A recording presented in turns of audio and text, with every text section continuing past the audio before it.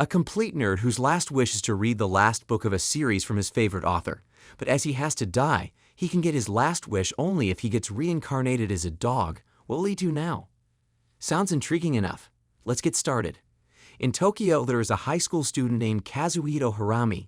He loves books and lives in a small apartment because his dad's job keeps him in the city while the rest of his family moves to the countryside. Kazuhito stays in Tokyo so he can be the first to get new books. A book nerd is what he is. Now his absolute favorite author is Shinobu Akiyama, and what's interesting is that no one knows anything about this author, not their gender, not their real name, nothing. The author, I say, is a complete mystery to everyone. Shinobu writes all kinds of books, from ones about space adventures to funny love stories. People really love Shinobu's books, especially a series called Deadly Sins. But unlike others, Kazuhito has been a little too obsessed with the book thinking it has changed his life, and so he's been waiting for the final book in the series called Lust to come out, but it hasn't yet. One day, Kazuhito is at a cafe, reading as usual when he realizes his wallet is missing. Suddenly, a scary man with a shotgun walks in and threatens the cafe owner, demanding all the money. It all gets even scarier when the man points his gun at Kazuhito and the only other customer in the cafe, a beautiful black-haired woman. The strange thing is, the woman stays super focused on writing something, like she doesn't even notice any danger around. The robber gets frustrated watching her ignoring his existence and is about to shoot her when Kazuhito, in an attempt to protect the woman, gets shot in the head and dies. Moments later, Kazuhito finds himself in a kind of a void where he sees memories of all the people he loves, like his family, friends, and the owners of his favorite bookstore, Honda Booksellers. In short, he is getting the flashback of his whole life before he is done once and for all. In this dreamlike state, he remembers that he didn't get to read the last book in the Deadly Sin series before he died, and that makes him really sad because there are so many more books he wants to read. And that's like a very weird reason for someone to not want to die, but okay, let's move on. He doesn't want to die without reading all the books, especially the last one from Deadly Sins. So while holding on to his thoughts, he sees a sleeping dog in front of him, and something strange happens as he gets closer to the dog and gets absorbed in it. Now, I think most of us weebs know what's going to happen here. Suddenly, Kazuhito wakes up, but he is not in his own body. He's shocked to find out that he's not a human anymore. He's incarnated into a little dog now in a pet store. A whole week passes, and he learns that someone found him abandoned in the rain, and the owner of a pet store with a big afro took him in. Kazuhito is totally okay with being incarnated as a dog, but what's bothering him is that Kazuhito can't read books anymore, and that makes him really sad. Like that was the whole reason for him to be alive again. Of course he was sad. He tries wanting to tell the store owner he wants to read books, but fails to communicate since all he can do now is bark like a cute dog. He's so desperate that he can't stop himself from reading and has already read all the labels on the stuff in the pet store. Then, one day, something unexpected happens. The same tall black-haired woman comes into the pet store who Kazuhito died saving. She looks mysterious and acts kind of spooky. Moments later, she goes up to Kazuhito's cage for some reason and asks the pet store owner if she can buy him. The pet store owner says no and tells her that Kazuhito isn't for sale. But was she going to listen to him? Let's find out. As the owner tells her all that, she refuses to listen, and instead of saying anything, she takes out a pair of scissors and cuts open Kazuhito's cage, threatening the pet store owner to sell him to her. Moments later, Kazuhito is with this mysterious woman who seems to have some plans of her own. He finds himself tied up in a dark room, facing insults and threats from her. But what's more surprising was that she can hear his thoughts, a mysterious ability which she herself doesn't understand from where she got it. Seconds later, she decides to introduce herself as Kirihei Natsuno, but doesn't reveal any other information about her. Strangely, she is feeling strong hatred towards Kazuhito and wants him not to be alive. But when Kazuhito mentions the cafe robbery where he got shot and incarnated as a dog, Kirihei remembers and acknowledges him as the person who saved her. And that's when her behavior shifts and she leaves the room, returning in a very seductive type of clothing, attempting to seduce him. Now, I get it, she wanted to thank him for saving her life, but what kind of a weird way this is. Uninterested, Kazuhito's rejection causes her to get mad, of course. Still, she tells him that she wants him to stay at her house. With no other options and nowhere else to go, Kazuhito reluctantly agrees to stay at Kirihei's house. But what will he do now? That's what y'all must be thinking, right? Don't worry, cause all this guy cares about is books, and just books. Kazuhito, of course, requests her to give him some books to read, and Kirihime reveals her extensive library. Surprisingly, Kirihime is wealthy and discloses that she is a writer using the pen name Shinobu Akiyama, which has our reincarnated hero Kazuhito go in a shock. The writer he admires the most is standing in front of him, and he is right there, but as a dog.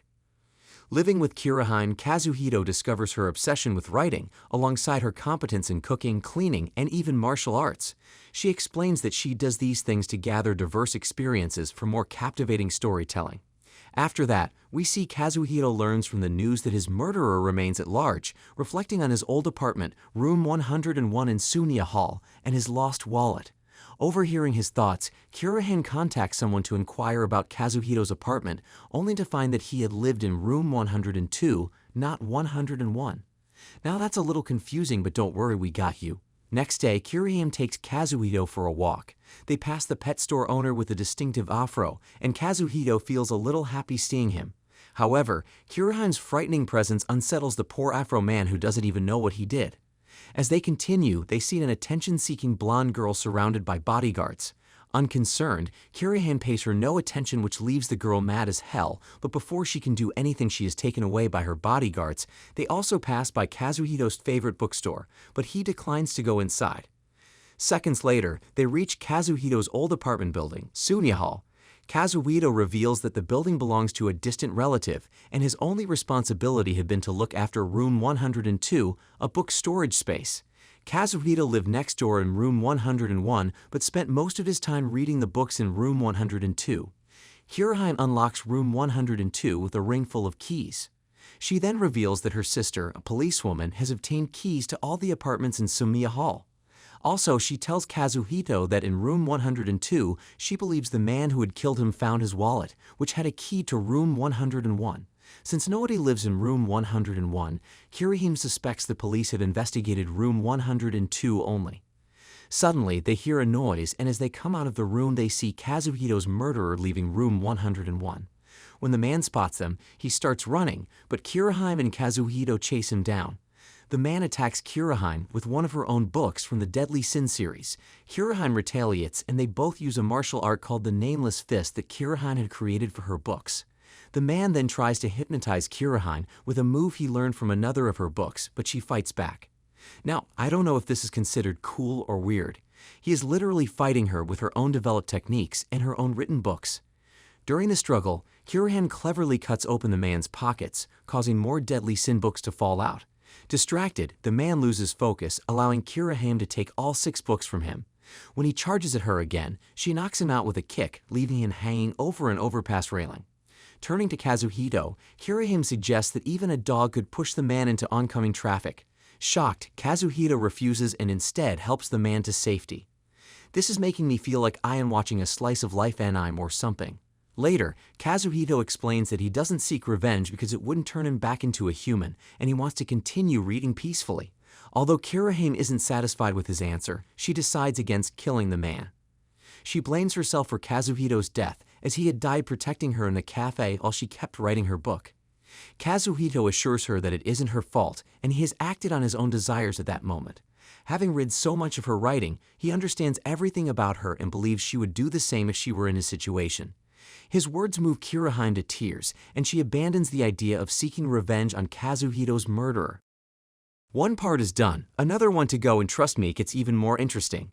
That night, as they head home, Kirihime admits to having strange feelings for Kazuhito but struggles to express them. She also feels inspired to continue writing her next book. Then one morning, Kazuhito wakes up to find a strange woman, Suzuna Hiraji, talking to herself about gods and demons. Suzuna turns out to be Kirihime's editor, and she discusses Kirihime's writer's block. Now, Kirihime being herself is very mean and mad with Suzuna, but unlike others, this woman enjoys Kirihime's threats and believes unusual situations inspire her. A twisted character's entry indeed. Suzuna came back and told Kirihime that there's a slasher in the area who hurts people walking at night.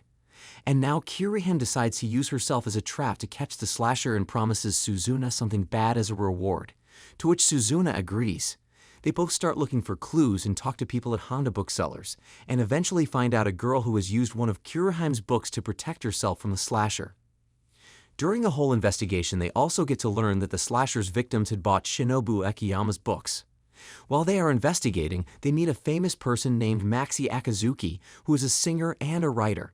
Maxi wants Kirahan to notice her but ends up annoying her by saying that her breasts are larger than Kirahan, which of course makes Krihime mad, and she is about to get into a fight with Maxi when Maxi's bodyguards take her away.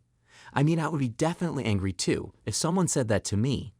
At the end of their investigation, Kirian thinks that the slasher is somehow connected to her books, and while she is thinking that, suddenly hears a noise. The pet store owner gets attacked by someone, but thankfully he didn't get hurt. In the crowd, Kirihime sees a suspicious person and starts chasing him. Seconds later, we see that Kazuhito, who stayed behind with Kirihime gone, notices one of the Deadly Sins books on the ground in a street and goes to pick it up but gets trapped. And that's when he strangely remembers his sisters who tried reading the Deadly Sin series because he loves them so much. How come he is thinking of his sister right now? Hold on, cause you are about to find out. Moments later, we see Kazuhito waking up in his old apartment all tied up. He's surprised to see his sister Madoka there. She somehow knows he is her brother even though he looks like a dog. When he was a human, Kazuhito liked reading books a lot, but Madoka was popular and talented except for her cooking. Kazuhito thinks Madoka can hear his thoughts and hopes he can go back to his family and leave Kirihime. But he realizes Madoka is just pretending he is her brother. It looks like his sister has gone kind of mad since her brother passed away. Before he turned into a dog, Madoka wanted him to go back to their family in the countryside, but he didn't want to. Now that he's a dog, she feels responsible for taking care of him. But her desire to protect him gets strange, and she becomes obsessed with him, acting crazy. She says she wants to be with him forever, which scares Kazuhito. Moments later, we see Madoka trying to feed Kazuhito a weird-looking curry, which is continuously trying not to eat. Thankfully, Madoka suddenly remembers she needs pickles for her curry and goes to the store. With his sister gone, we see Kirihime in the window of the apartment looking at Kazuhito. She must be looking for him. And that's how every woman is attracted to Kazuhito only. Lucky guy, I must say, or a lucky dog maybe. She wants to get back at Madoka for taking him, but he explains that Madoka is his sister. Kirihime gets embarrassed because if she married Kazuhito, Madoka would be her sister-in-law. Girl really thinking all that. They suspect that Madoka used Kirihime's book to lure Kazuhito, and Kirihime thinks Madoka might be the dangerous person. Kazuhito disagrees. Kirihime still wants to confront Madoka for taking her dog. The next day, they look for Madoka but can't find her near Sunya Hall. When they are seen by Sergio, Kirihime scolds her for not catching the dangerous person as promised, and even Kazuhito joins in by being mean to her. But Suzuna seems to enjoy being yelled at. Suzuna also tells them some new information. The previous night, a girl is seen in the park tearing up Shinobu Akiyama's books and crying. When she describes the girl, Kazuhito realizes it is Madoka and gets worried. Hirohai and Kazuhito go to the park, where they find scraps of paper on the ground. Suddenly, Madoka shows up and is happy to see Kaiser Hugo Kazuhito. Kirihime tells her that Kaiser Hugo is a dog, not her brother, and they argue. Madoka admits that she was destroying the books the night before. Kirihime uses smoke to disappear with Kazuhito. In Kirihime's home, she thinks Madoka is the dangerous person. She believes Madoka thinks Shinobu Akiyama's books are more important than her brother and might become unstable after Kazuhito's death, blaming Shinobu and her books for it. Books were the reason Kazuhito came to Tokyo, and he is scared to think about how his family feels about his death. But he chooses to trust Madoka and believes she isn't the dangerous person. He asks Kirihime, who he respects, to help him. Kirihime says she'll do her best to help. Suddenly, Madoka crashes through the window and grabs Kazuhito. She has put a tracker on him. Kirihime reveals herself as Shinobu Akiyama, the author Madoka hates. She tells her that Kazuhito died protecting her from a robber. Madoka realizes she is right but still refuses to face her feelings and jumps out of the window. When they land, Madoka tells Kazuhito that she doesn't really think the dog is him. After Kazuhito's death, Madoka comes to Tokyo and sets a trap with one of his favorite books, thinking only her brother would fall for it, but instead it's a dog. Madoka feels like a bad sister, but Kazuhito thinks she is the best sister in the world. Sadly, he has no way to tell her. And now it's Kirihime's turn to show up cause she too had a tracker on Kazuhito and is ready to fight. Like what? How many trackers does that poor dog have on himself? Madoka has an electric knife called the Tuna Eater, which she has bought online. She uses it to cook for Kazuhito, and he is surprised he has never seen it before. Kirahan has scissors and they start fighting. Madoka activates genocide mode, turning her knife into a chainsaw, making it more powerful. Now what do you think will happen next? Will Madoka defeat Kirahan and get to hold her brother? Or will it be the other way around and we will get to see more spicy moments with these two? Let us know what you guys think, and if you want a part 2, we are here for you.